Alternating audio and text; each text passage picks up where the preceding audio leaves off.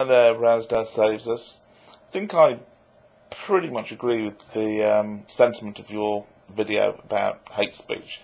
There have been quite a few videos recently about, proposed legislation for anti-hate speech, and pretty much the prevalent view seems to be that if we ban hate speech, we pretty much ban all speech, because no matter what you say, somebody somewhere is not going to like it.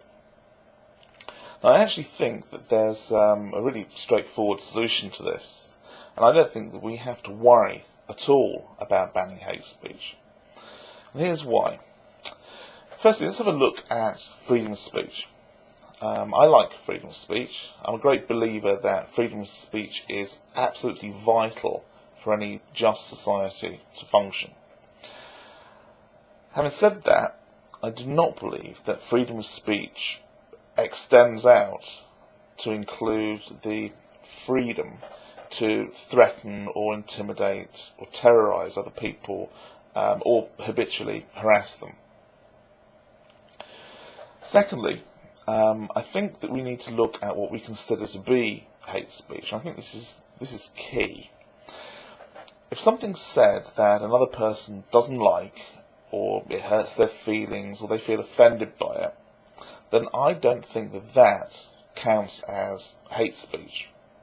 I don't think that it's hate speech because the person being offended or whatever, that's their reaction to it.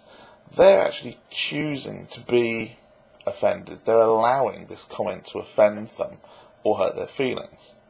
And on the other hand, if somebody says something that's threatening or menacing, I don't see that the target chooses to allow themselves to be terrorised in the same way, because basically they're terrorised with good reason, mainly fear for their own safety and the safety of their family.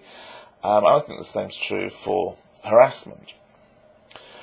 So, personally, I would define hate speech not as something that offends, but something that threatens or harasses or intimidates another person or group of people. Now, if we can agree on that definition, then there's definitely no need to legislate.